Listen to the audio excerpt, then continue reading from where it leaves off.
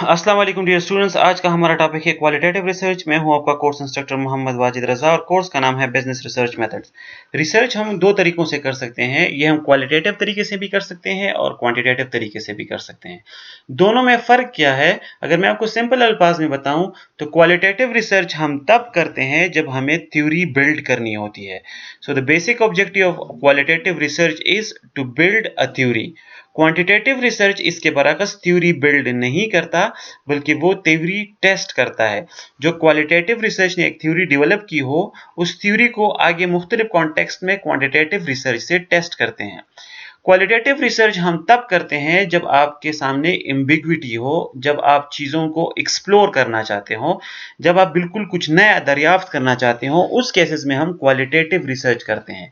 Quantitative research हम कब करते हैं? जब हमें चीज़ों का थोड़ा बहुत आइडिया हो, उस पे लोगों ने थ्योरीज प्रेजेंट किए हों, लेकिन वो थ्योरीज जस्ट थ्योरीज होते हैं, उनके एम्पेरिकल एविडेंस अभी नहीं होता।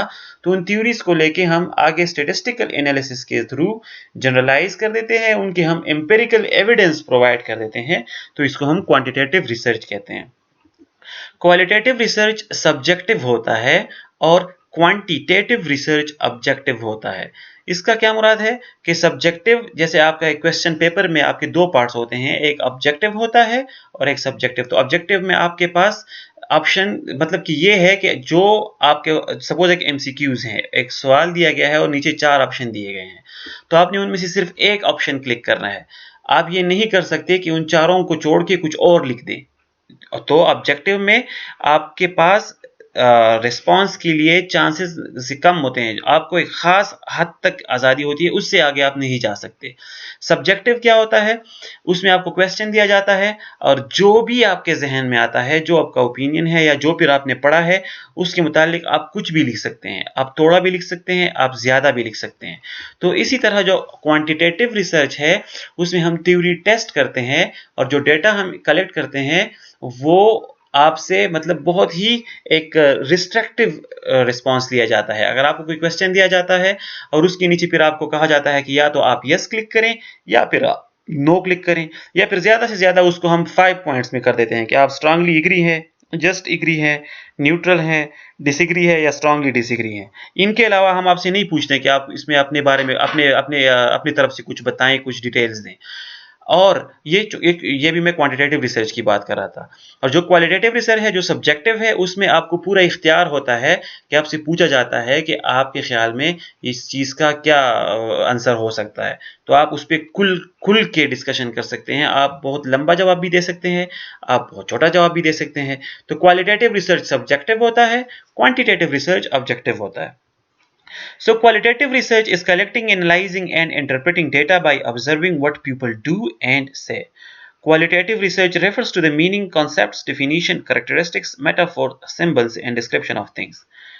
Qualitative research is subjective and uses very different method of collecting information, including individual in-depth interviews and focus group.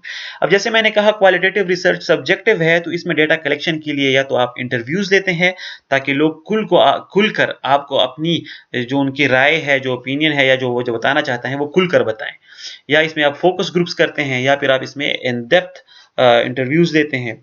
इसके बरक्स क्वांटिटेटिव रिसर्च में ज्यादातर आपका डेटा क्वांटिटेटिव इन नेचर होता है, या तो आप सेकेंडरी प्लेटफॉर्म से डेटा उठा लेते हैं, जैसे अगर आपको जीडीपी का डेटा चाहिए तो वो वेबसाइट पे अवेलेबल होता है, वो आप उठा लेते हैं।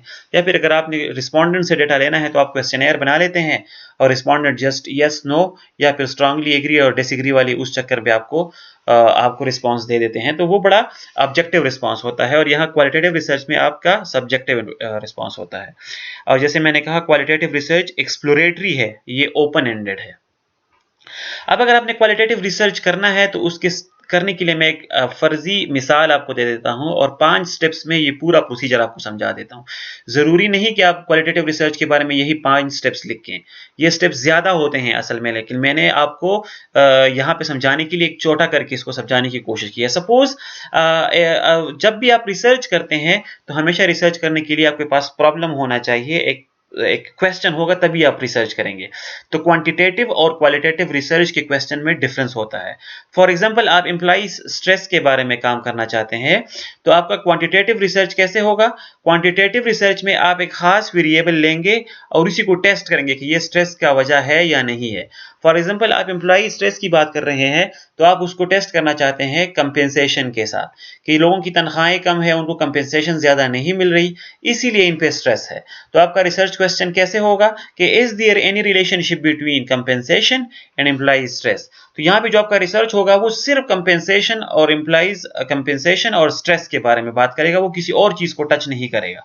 तो जो रिस्पोंडेंट से आप डेटा लेंगे उनमें आप पूछेंगे, आप बताएं कंपेंसेशन वजह है या नहीं है, ऐसे क्वेश्चन होगा। अब हो सकता है जो रिस्पोंडेंट आपको आंसर दे रहा है वो कंपेंसेशन को स्ट्रेस का वजह समझे ही ना, वो उसके जहन में कोई और वजह हो, जैसे एम्प्लॉइज रिलेशनशिप हो, वर्किंग एनवायरनमेंट हो, work and family life balance हो। लेकिन चूंकि आप क्वांटिटेटिव रिसर्च कर रहे हैं, इसलिए वो आपको उन वजूहात के बारे में नहीं बता सकता, वो कंपेंसेशन के बारे में ही बताएगा। अगर वो समझता है कि है तो यस कर देगा, अगर वो समझता है कि नहीं है तो नो कर देगा। इसकी बारे में अगर आपने क्वांटिटेटिव रिसर्च नहीं करना और क्वालिटेटिव रिसर्च करना है, तो आपका क्वेश्चन भी डिफरेंट होगा। फिर आप ये नहीं कहेंगे कि कंपेंसेशन वजह है कि नहीं है, बल्कि आप कहेंगे आप बताएं स्ट्रेस की क्या वजूहात हैं। अब देखें नेचर चेंज हो गया, वहां पे आपने उससे सिर्फ डायरेक्टली पूछा कंपेंसेशन है कि नहीं है, यहाँ पे आप पूछ रहे हैं क्या वजूहात हैं। तो इस क्या के जवाब में वो बहुत कुछ बता सकता है, वो एक फैक्टर भी बता सकता है, वो 20 फैक्टर्स भी बता सकता है। इसीलिए क्वालिटेटिव रिसर्च एक्सप्लोरेटरी होता है, ये चीजों को एक्सप्लोर करता है। तो आइए एक एग्जांपल लेते हैं कि despite the fact that they are fake and lower in quality, why are customers buying counterfeit products or brands? अब ये क्वेश्चन इस तरह है कि हमें पता है कि वो उनकी क्वालिटी भी कम होती है और वो नकली होते हैं, इसके बावजूद लोग काउंटरफीट प्रोडक्ट्स क्यों खरीदते हैं? काउंटरफीट प्रोडक्ट क्या है? ये वो 2 नंबर प्रोडक्ट्स होते हैं जो बड़े बड़े ब्रांड्स को कॉपी करते हैं। सपोज नाइकी एक बड़ा ब्रांड है, लेकिन इसके साथ मार्केट में बेशुमार नाइकी के कॉपी भी जूते पड़े होते हैं। वो जूते जो जिन्होंने नाइकी का टापा लगाया होता है, लेकिन वो असल में नाइकी नहीं होते हैं, वो कॉपी होते हैं। तो हमें पता होता है कि इनकी क्वालिटी भी लो है, ये वो चीज भी नहीं है जो मशहूर है, लेकिन हम उसको फिर भी खरीदते हैं। तो क्यों खरीदते हैं, इसके क्या वजूहत है? अब इस क्वेश्चन को देखें, ये एक्सप्लोरेटरी इन नेचर है, ये क्वालिटेटिव इन नेचर है। तो सबसे पहले आपके पास एक रिसर्च क्वेश्चन होना चाहिए।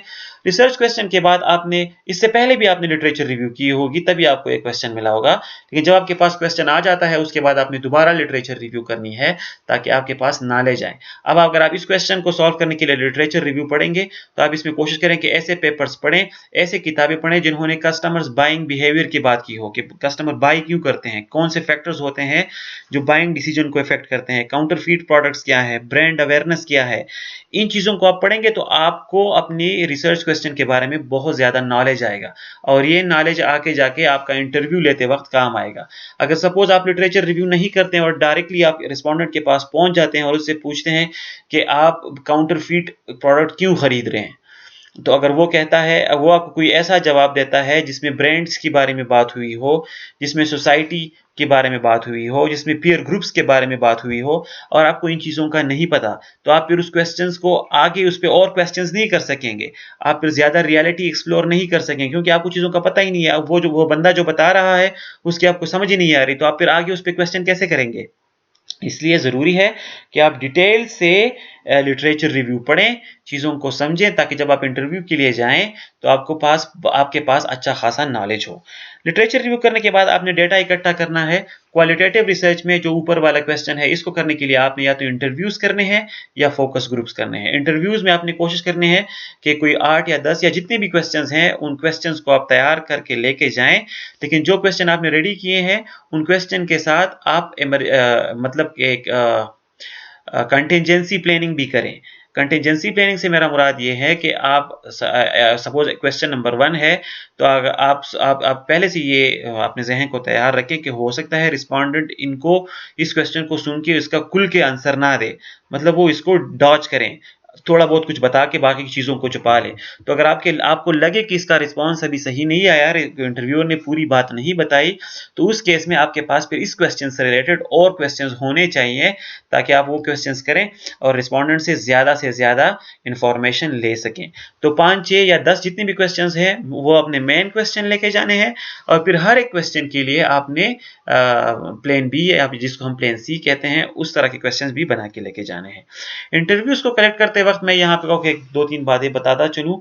जब ने आपने इंटरव्यू करनी है उससे पहले आपने अच्छा खासा पढ़ना है, ताकि आपके क्वेश्चन रिलेवेंट हो। जब आप अपने क्वेश्चन लिख लेंगे तो इंटरव्यू की जाने से पहले आप इंटरव्यूअर से बात करें, उससे टाइम लें, ये बहुत ज़रूरी है। इंटरव्यू के बारे में उसको थोड़ा बहुत बताएं कि किस सिलसिले में ये इंटरव्यू है, इंटरव्यू आप क्यों कर रहे हैं, रिसर्च का मकसद क्या है, और इसकी इंटरव्यू कॉन्फिडेंशियल होगी या वो आप सबको दिखाएंगे, ये इन्फॉर्मेशन आपने उनको ज़रूर देने हैं। इसके बदले अगर आपने उनको कोई रिवार्ड देना है, मतलब अक्सर लोग इंटरव्यू के बाद थोड़े गिफ्ट दे देते हैं या फिर डिनर वगैरह के ऑफर कर देते हैं, तो वो भी आप पहले से उनको बता दें। तो टाइम लें, टाइम लेने के बाद ही जाएं। जब आपका टाइम फिक्स हो जाए तो फिर आपने अपनी तैयारी करनी है। आपकी तैयारी कैसे है? आपके पास रिटन क्वेश्चंस होने चाहिए, आपके पास एक माइक होना चाहिए, रिकॉर्डर होने चाहिए, और 1 या 2 आपके पास हेल्पर होने चाहिए। हेल्पर क्यों होने चाहिए? ताकि जब आप वहां पे जाएं तो एक बंदा आपकी इंटरव्यू को रिकॉर्ड करे, दूसरा बंदा जो आप इंटरव्यू ले रहे हैं उसमें अगर कोई इंटरेस्टिंग पॉइंट्स आते हैं तो वो उन पॉइंट्स को लिखता जाए। ये दोनों बंदे क्यों जरूरी है? क्योंकि जब आप इंटरव्यू लेंगे तो आप इंटरव्यू लेते हुए वक्त आप अगर रिकॉर्डिंग भी करेंगे और पॉइंट्स नोट करते जाएंगे तो आपका जो अटेंशन है वो डाइवर्ट होगा, आप उस तरीके से फिर इंटरव्यू सक्सेसफुली नहीं कर सकेंगे। लेकिन अगर आप ये काम अपने 2 पार्टनर्स पे छोड़ दें और आपका पूरा ध्यान इंटरव्यूअर पे हो, तो आप आई कांटेक्ट रखें उसके साथ, उसके साथ इंटरव्यू में आप खुद को पूरा मगन रखें, तो इसमें चांसेस हैं कि इंटरव्यू बड़ी सक्सेसफुल होगी और आपके पास ज़्यादा से ज़्यादा इंफॉर्मेशन भी आएंगे, और जो आपके हेल्पर्स हैं उनकी मदद की वजह से आपसे रेलेवेंट पॉइंट मिस भी नहीं होंगे। तो इस तरीके से आप इंटरव्यू ले लेते हैं। फिर इंटरव्यू के बाद चौथा स्टेप होता है थीमेटिक एनालिसिस का। थीमेटिक एनालिसिस क्या है? ये जो आपने इंटरव्यू ले ली है, आप इसको घर लेके आए, 50, 60, 40 जितने भी इंटरव्यूज आपने करने हैं वो इंटरव्यू आप कर लें और उनके रिस्पांस आप अपने पास रिकॉर्ड कर लें। अब क्वेश्चन ये है कि हमने कितने इंटरव्यूज करने हैं, कितने इंटरव्यूज काफी हैं? तो इसका कोई फार्मूला नहीं है कि जो मैं आपको बताऊं कि इतने, ये फार्मूला आप लगाएं तो आपको पता चल जाएगा कि इतने इंटरव्यूज करने हैं। ये हमें तब पता हो लगता है जब आपका रिस्पांस मैच्योर हो जाता है। अब रिस्पांस मैच्योरिटी क्या चीज है? जब आप इंटरव्यू ले लेते हैं किसी एक बंदे से तो वो आपको बड़े नई नई बातें बता देता है। जब इसके बाद आप किसी दूसरे बंदे से इंटरव्यू लेंगे तो जब वो आपको बातें बताएगा तो कुछ बातें ऐसी होंगी जो पहले इंटरव्यूअर ने भी कही होंगी, लेकिन कुछ बातें ऐसे होंगी जो ये बिल्कुल नहीं बता रहा होगा। तो अगर आपको नई बातें मिल रही हैं तो इसका मतलब है आप इंटरव्यू कंटिन्यू रखें। तीसरे बंदे से आप इंटरव्यू लेते हैं तो वो कुछ बातें ऐसे बताएगा जो पहले इंटरव्यूअर और सेकंड इंटरव्यूअर दोनों ने बताए हैं, लेकिन कुछ बातें वो भी नए बता रहा है। तो अभी इसका मतलब है इंटरव्यू मैच्योर नहीं हुआ। चौथा इंटरव्यू ले, पांचवा इंटरव्यू ले, आप उस वक्त तक इंटरव्यूज लेते रहें जब जब तक आपको नई चीजें मिलते रहें। अब एक खास वक्त ऐसा आ जाएगा कि जो बंदे इंटरव्यू जो रिस्पांस दे रहे होंगे वो वही बातें होंगे जो सारे आपने पिछले नोट किए हैं, मतलब उनमें से कोई यूनिक पॉइंट आपको नहीं मिल रहा होगा। तो जब आप इस स्टेज पे पहुंच जाते हैं तो इसको कहते हैं कि रिस्पांस मैच्योर हो चुका है। तो आप इसके स्टेज पे फिर अपना इंटरव्यू रोक सकते हैं। जब आप अपना इंटरव्यू रोक लेते हैं तो उसके बाद आपने थेमेटिक एनालिसिस करना है। थेमेटिक एनालिसिस क्या है? जो इंटरव्यूज आपने लिए हैं, रिकॉर्ड किए हैं, इनको फिर आप सुने और इनको ट्रांसलेट करें इंग्लिश में या फिर जो भी आपकी जुबान है उसमें, और ट्रांसलेट करने के बाद इसको टाइप करें। टाइपिंग की क्या जरूरत है? जब ये पेपर वर्क पे आ जाता है तो इसके बड़े फायदे होते हैं। एक तो ये इंटरव्यू जाया नहीं होता, दूसरा इसको पढ़ने में आसानी होती है। जब सारे इंटरव्यूज आप टाइप कर लेते हैं उसके बाद फिर स्टेप ये है कि आप हर एक इंटरव्यू को लें, उसको डिटेल से पढ़ें, बार बार पढ़ें और उसको समझें, और उस इंटरव्यू का एक शॉर्टकट समरी बनाएं। एक डायग्राम अगर आप बना लें तो बहुत ज्यादा बेहतर रहेगा। डायग्राम मतलब कि उसके कुछ फैक्टर्स आप निकालें कि काउंटरफीट प्रोडक्ट को वो जो खरीद रहा है उसके पीछे क्या वजूहात है। तो उसने जो वजूहात बताए हैं, जो उसने कॉन्टेक्स्ट बताया है, उसको एक डायग्राम की सूरत रिप्रेजेंट करें कि क्या क्या वजूहात हैं। तो इस तरह एक इंटरव्यू से आपके पास एक डायग्राम या एक थीम आ जाएगा। एक इंटरव्यू का थीम आप निकाल लेंगे, फिर दूसरे इंटरव्यू का थीम, फिर तीसरे इंटरव्यू का थीम। इस तरह आपके पास 50 इंटरव्यूज अगर आपने लिए हैं तो 50 थीम्स आ जाएंगे। फिर आप इंटरव्यूज को अलग रख के उन थीम्स को आप बार बार पढ़ें कि इन 50 थीम्स में ऐसी कौन सी बात है जो मुश्तरक है, जो कॉमन है। तो फिर उन 50 थीम्स के बाद आप कोशिश करें कि कोई एक ऐसा थीम बनाएं जो मेजॉरिटी ऑफ द थीम्स को रिप्रेजेंट कर सके। तो जो आप एक ऐसी फाइंडिंग निकाल लेते हैं जो इन तमाम को रिप्रेजेंट करता है, तो वही आपका नई फाइंडिंग होती है। उसी की बेस पे आप एक नई थ्योरी बिल्ड कर देते हैं कि काउंटरफीट प्रोडक्ट्स को खरीदने के लिए कि ये वजूहात और ये मुहर्रकात हैं। तो आपकी अपनी एक फाइंडिंग आ जाती है और आखिरी स्टेप में फिर आपने उस फाइंडिंग पे एक रिपोर्ट लिखनी होती है और यूं आपका क्वालिटेटिव रिसर्च कंप्लीट हो जाता है। क्वालिटेटिव रिसर्च जब हम करते हैं तो इसके स्ट्रेंथ्स क्या है? Good for examining feeling and motivations, is conducted when there is ambiguity and we want to explore something.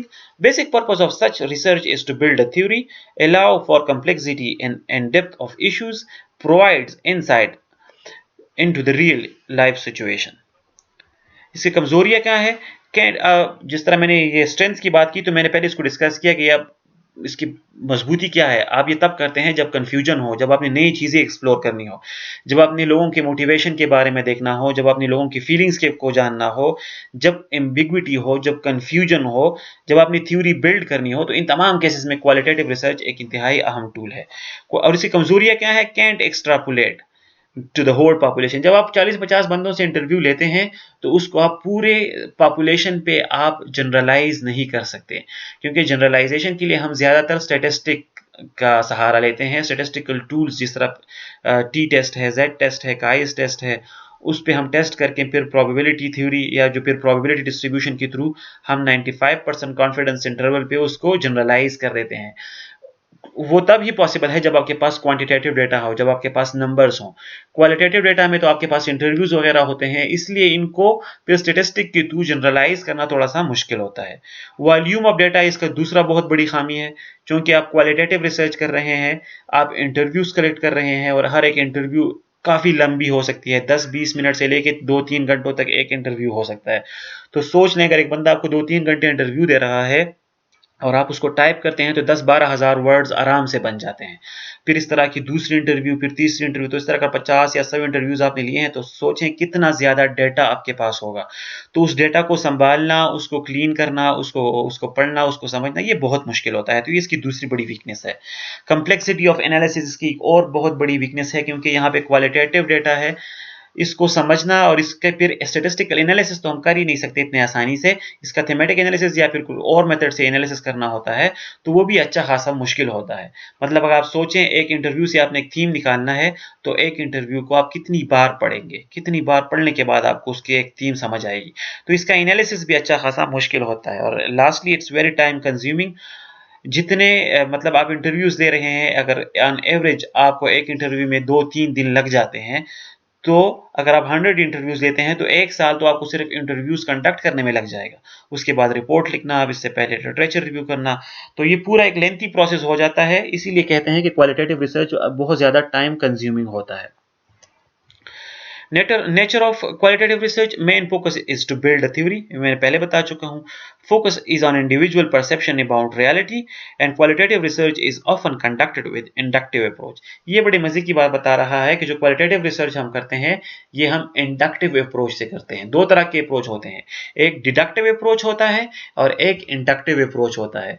एक को हम कहते हैं कि ये पार्टिकुलर सी जनरल की तरफ जा रहा है, और दूसरे को हम कह सकते हैं कि ये जनरल से पार्टिकुलर की तरफ आ रहा है। इसको एक्सप्लेन करने के लिए मैंने ये नेट से ये डायग्राम लिया है, इसको आप देखें। राइट साइड पे आपका डायरेक्टिव मेथड है जो आपका क्वांटिटेटिव रिसर्च में यूज होता है। लेफ्ट साइड पे आपका इंडक्टिव मेथड है जो क्वालिटेटिव रिसर्च में यूज होता है। तो क्वालिटेटिव रिसर्च में आपने इंडक्टिव यूज करना है। तो अब इस डायग्राम को देखिए, ऊपर थ्योरी दी गई है। तो ये जो इंडक्टिव रिसर्च है वो कहां से स्टार्ट ले रहा है? यहां पे आप देखिए, ये डेटा इकट्ठा करेगा, उसके बाद डिस्क्रिप्शन ऑफ रिसर्च करेगा, एम्पिरिकल जनरलाइजेशन करेगा और आखिर में जाके थ्योरी बनाएगा। तो ये थ्योरी बिल्डिंग पे आके ये रिसर्च इंडक्टिव अप्रोच आपका खत्म हो जाता है। जो डिडक्टिव अप्रोच है, क्वांटिटेटिव रिसर्च है, वो कहां से शुरू हो रहा है? वो ये आपकी रेडी थ्योरी ले लेता है, इस थ्योरी के बेस पे हाइपोथेसिस डेवलप कर लेता है और डेटा के थ्रू उस हाइपोथेसिस को टेस्ट कर देता है। तो थ्योरी टेस्ट हो जाती है। तो डिडक्टिव अप्रोच थ्योरी टेस्टिंग की तरफ जा रहा है, इंडक्टिव अप्रोच थ्योरी बिल्डिंग की तरफ जा रहा है। यहाँ पे आप देख सकते हैं, तो डिडक्टिव में आप थ्योरी से स्टार्ट लेते हैं, फिर हाइपोथेसिस डेवलप करते हैं, फिर ऑब्जर्वेशन जो डेटा इकट्ठा करते हैं और उसको कंफर्म करते हैं, स्टैटिस्टिकल टूल्स के जरिए टेस्ट करते हैं। इंडक्टिव अप्रोच में आपने हमेशा क्या करना है, आपने ऑब्जर्वेशन से स्टार्ट लेना है, आपने डेटा लेनी है, उसके पैटर्न्स देखने हैं, मतलब एक थीम बनाना है डेटा में कि डेटा से आपको कौन से पैटर्न्स मिल रहे हैं। उसके बाद आपने हाइपोथेसिस डेवलप करने हैं और टेस्ट नहीं करने, बल्कि आपने एक थ्योरी प्रेजेंट करनी होती है। तो यहाँ पे टेस्टिंग नहीं होता, आप जस्ट थ्योरी प्रेजेंट कर देते हैं। आपने क्वालिटेटिव रिसर्च कब करना है, तो ये मैं पहले बता चुका हूं। क्वालिटेटिव रिसर्च तब करना होता है जब एम्बिग्विटी हो, जब आपने नई चीजों को एक्सप्लोर करना हो, टोटल एक थ्योरी बिल्ड करनी हो। तो when variables can not be quantified, when variables are best understood in their natural settings, when variables are studied over real time, when studying intimate details of role processes and groups, when the paramount objective is understanding. What skills do I need, ये बहुत ही important है कि अगर आप qualitative research करना चाहते हैं तो आपके पास स्किल्स कौन से होने चाहिए। सो must have requisite knowledge and skills about methodology, settings and nature of the issue. ये बहुत ही इंपॉर्टेंट है। अगर आपने क्वालिटेटिव रिसर्च करनी है तो आपके पास नॉलेज होना चाहिए कुछ कुछ चीज़ों का। सबसे पहले तो आपके पास नॉलेज और स्किल्स होने चाहिए कि आपकी मेथोडोलॉजी क्या है। ये जो आप डेटा इकट्ठा करते हैं, हाइपोथेसिस डेवलप करते हैं, थ्योरी बिल्डिंग करते हैं, ये पूरा नॉलेज और ये स्किल्स आपके पास होने चाहिए। आपको सेटिंग्स की भी नॉलेज होनी चाहिए। सेटिंग्स बहुत ज़रूरी चीज़ है। सेटिंग क्या है? जिस सेटिंग में आप डेटा इकट्ठा करेंगे, जिस सेटिंग में आप इंटरव्यू लेंगे, उसके बारे में आपको पूरा नॉलेज होने चाहिए, उसके बारे में आप एक्सपर्ट हों। मतलब फॉर एग्जांपल एक बंदे से आप इंटरव्यू लेना चाहते हैं और उसकी आपकी सेटिंग को पता ना हो, मतलब कि सेटिंग की नज़ाकत को आप ना समझें और आप फटाफट उस बंदे को पकड़े और उससे इंटरव्यू लें। फॉर एग्जांपल हो सकता है उस वक्त उस बंदे का मूड खराब हो सकता है उस वक्त वो बंदा ज़हनी तौर पर इंटरव्यू के लिए तैयार ना हो, उस वक्त उस शख्स की किसी के साथ लड़ाई हुई हो या ऐसी मूड खराब हो, एनर्जी लेवल डाउन हो और आप उससे क्वेश्चंस पे क्वेश्चन करें, तो हो सकता है वो आपको बड़े अजीब जवाब दे, शॉर्ट शॉर्ट जवाब दे के आपको फारिग कर दें। फिर किसी दूसरी टाइम अगर उस वही बंदा हो लेकिन उसका मूड अच्छा हो, सेटिंग अच्छे हो, मेंटली तैयार हो और आप उससे वही इंटरव्यू दोबारा करें, तो हो सकता है वो उन क्वेश्चंस के बड़े डिफरेंट रिस्पॉन्स दे। अब देखिए क्वेश्चंस भी सेम है, बंदा भी सेम है, आप इंटरव्यूअर जो है वो भी सेम है, लेकिन दो डिफरेंट सेटिंग्स में आपने इंटरव्यू ले लिया है तो आपके पास डिफरेंट जवाब आ गए हैं। तो जब जवाब ही डिफरेंट आ गए, इसका मतलब है तो पूरी कहानी उलट हो गई है। तो इसलिए ज़रूरी है कि आप सेटिंग्स की नज़ाकत को समझें और उन सेटिंग्स जो आपकी स्टडी है, उस स्टडी के सेटिंग्स को मद्देनज़र रखते हुए बेहतरीन टाइम पीरियड में वो डेटा इकट्ठा करें। तो ये नॉलेज आपके पास होना ज़रूरी है। Must be familiar with own biases, assumptions, expectations and values। ये बहुत ही अहम बात बता रहा है। जब आप इंटरव्यू कंडक्ट करते हैं तो आप भी इंसान हैं, ज़्यादा चांसेस हैं कि किसी जवाब से या फिर इंटरव्यू के दौरान आप खुद इमोशनल हो जाएं, आपके अपने लाइक्स एंड डिसलाइक्स आ जाएं, आपका अपना ओपिनियन उसमें आ जाए। इन चीज़ों से आपने बचना है। आपने इंटरव्यू लेते वक्त बाइज नहीं होना और ये तभी आप कर सकेंगे जब आप पढ़ें कि इंटरव्यू लेते वक्त कौन से बाइसेस आ सकते हैं और वो बाइसेस है कौन से और उनसे बचा कैसे जा सकता है। तो अगर ये तमाम आपने पढ़ा हो, आपने समझा हो, तो जब आप इंटरव्यूज लेंगे तो फिर आपको पूरा ग्रिप होगा, आप खुद को बाइज्ड नहीं होने देंगे। Must be empathetic, intelligent, energetic and interested in listening. जैसे मैंने कहा क्वालिटेटिव रिसर्च बहुत टाइम कंज्यूमिंग है, इसमें बड़ा ज़्यादा टाइम लगता है, मेहनत करनी पड़ती है, इंटरव्यूअर्स के पीछे जाना पड़ता है, उनको सुनना पड़ता है, उनसे इंटरव्यूज़ लेने पड़ते हैं। तो आपके पास मतलब एनर्जी भी होनी चाहिए, आपके पास लिसनिंग कैपेबिलिटीज़ भी होनी चाहिए और आपके पास एनर्जी इसलिए होनी चाहिए ताकि आप थकें ना, 2-3 इंटरव्यूज़ के बाद आपका दिल ना भरे, बल्कि आप फुली कॉन्फिडेंस और फुली मोटिवेशन और डिवोशन के साथ पूरे इंटरव्यूज़ और पूरा प्रोसेस कंडक्ट करें। Must be open to embrace multiple realities. ये बहुत अहम बात बता रहा है। जब आप इंटरव्यू ले रहे हैं तो आप हो सकता है कोई ऐसी बात सुने जो आपको नागवार गुजरे या फिर जो आपको पहले से ना पता हो, जो आपके लिए बड़ी शॉकिंग हो। तो आप में ये क्वालिटी होनी चाहिए कि आप मल्टीपल रियलिटीज को बर्दाश्त कर सकें। फॉर एग्जाम्पल आप अब एक रिलीजन के हवाले से आप इंटरव्यू लेते हैं और आप एक्सपेक्ट कर रहे होते हैं कि तमाम बंदे उस रिलीजन के बारे में बहुत अच्छी बात करेंगे, क्योंकि चूंकि आप भी उस रिलीजन को फॉलो कर रहे हैं, तो फिर जाहिर सी बात है बंदा चाहता है कि लोग पॉजिटिव ही बोलें, जिस चीज़ को आप पसंद कर रहे हैं ज़्यादातर लोग उसको पसंद करें। लेकिन हो सकता है इंटरव्यू के दौरान कोई इंटरव्यूअर आपकी उस रिलीजन के बारे में बड़ा उलट बोलें, उसको बड़ा क्रिटिसाइज करें, ऐसी बातें बताएं जो आपके लिए शॉकिंग हो। तो आपने फिर वहां पे बाइज नहीं होना, आपने इंटरव्यू को खराब नहीं करना, बल्कि आपने इसको एम्ब्रेस करना है। ये एक रियलिटी, एक बंदे का ओपिनियन है, उसको आप रिस्पेक्ट करेंगे, उसको आप सुनेंगे, उसको आप अपने रिसर्च में इंक्लूड करेंगे। तो क्वालिटेटिव रिसर्च करते वक्त एक बंदे को बड़ा ओपन माइंडेड होना पड़ता है। Must be prepare to produce detail, comprehensive and sometime lengthy reports. Thank you so much. आज के लिए इतना ही। अगर आपको कोई क्वेश्चन है तो आप मुझसे सवाल